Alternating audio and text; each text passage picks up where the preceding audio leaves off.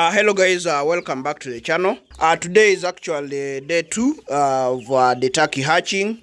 In the first video we showed you guys when the turkey had so far hatched about 8 chicks. I'm here to report to you guys that the turkey actually hatched all the eggs which we had, and it is currently having 11 chicks, guys. So this is actually very good news for if you have a homestead and you are into raising turkeys. You will know that if your turkey has managed to hatch for you 11 chicks, it's actually a very good success, guys. So these are the chicks at day 2, and this is how they are looking. They have kind of now all become very active and gained some kind of energy, guys, to walk around. We have given them starter feed as usual, guys. This is the kind of starter feed which we use. This has 23% protein, and we're putting these boxes because if you can see, this cage does have a mesh, but we also realize that these chicks currently their legs are like not yet very firm, so we wanted to give them some form of a soft landing where they can easily walk before they can get to go on the mesh. But you see, the problem which we have is the droppings, of course, from the mother turkey. The young ones actually do not have many droppings as of now, but this is something that we can actually bear because the impact would actually be beyond just having droppings here. So what we're going to do is just be picking out the droppings, and this is going to be like for just 1 week. Then we remove these boxes and have the turkeys just move on the wire. And the plan is that after 2 weeks, we will go ahead and remove the mother turkey and just remain with the chicks in here, so that the issue of the droppings will actually be dealt with. As you can see, the mother turkey is actually pushing out droppings on the cardboard, but that is something that we can bear for now, because all we need is just to have this mother turkey support these chicks for about 2 weeks, because what we don't want is to go through the brooding process of providing fire. We have been trying that with these chicks which you see here, and actually these chicks are now 3 weeks for the small ones, and for this one which is looking like black, those ones are about a month old. And we have been using the other goa there to provide a heat source, and currently we are no longer doing that.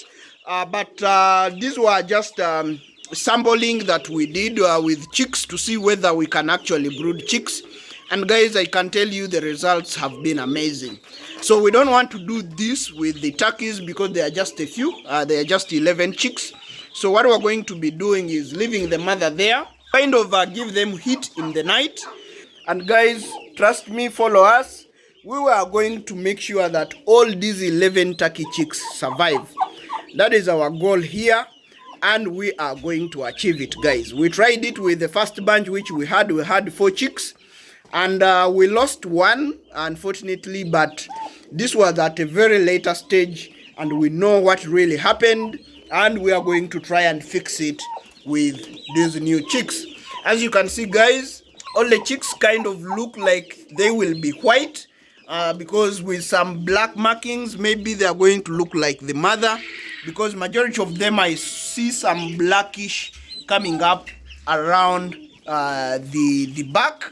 But guys, I would have really loved if I kind of got a pure white turkey here.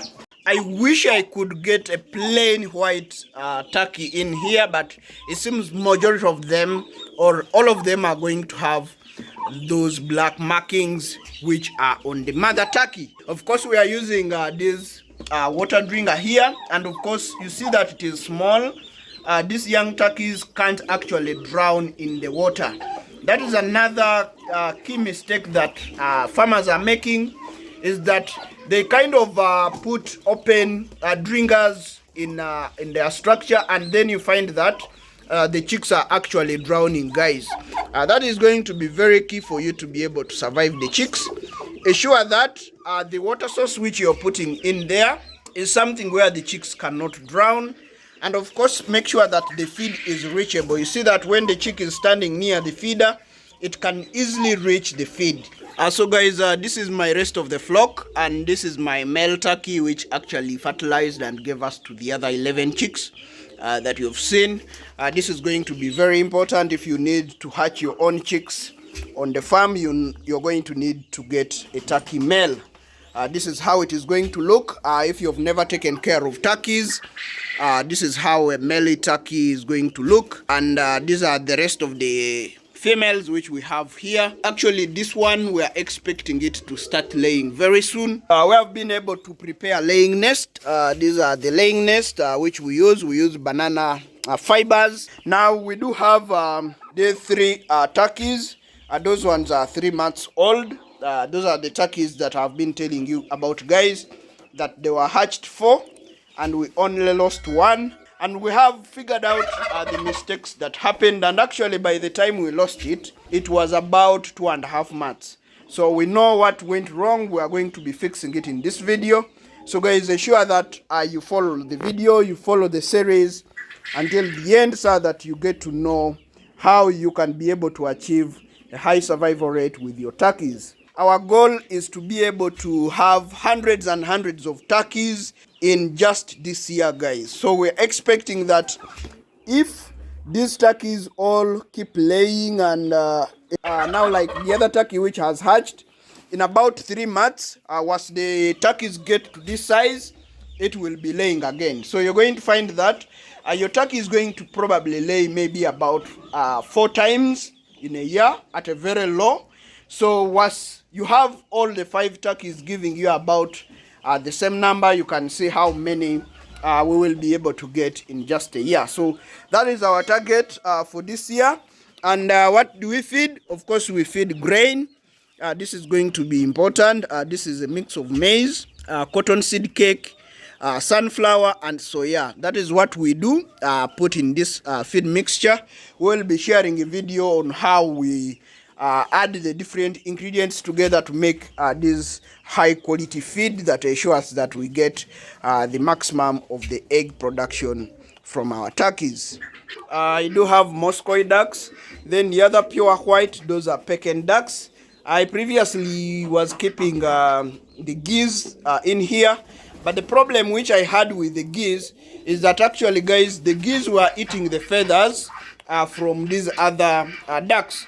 If you can have a look at the other Pekin duck around the neck, you see that all the feathers is literally missing. It is actually just growing. So that is the issue which I've been having here with the geese in here, and I had to just remove them from these ducks because they were really making a mess and making my other ducks miserable.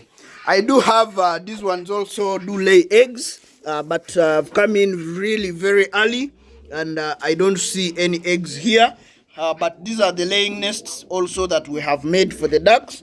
And all you need is just soft material that you can be able to put down, and your ducks will be able to lay the eggs. The ducks also love to lay in a hidden area. That's why you see that we have covered it all through.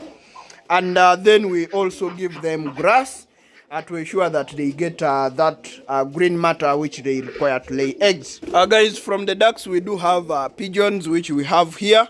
Maybe let me just show you these ones here. They have cute squabs which are kind of growing up. This is how they look as of today.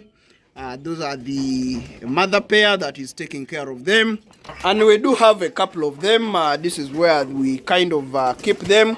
Of course, we have those which have just started laying, so they are all here, and we are trying to multiply the number, guys. The pigeons are going to be very easy for you to raise, so this is something that you should look into having on your farm.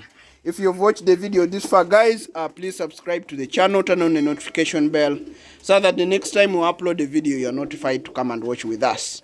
Otherwise, thanks for watching, guys.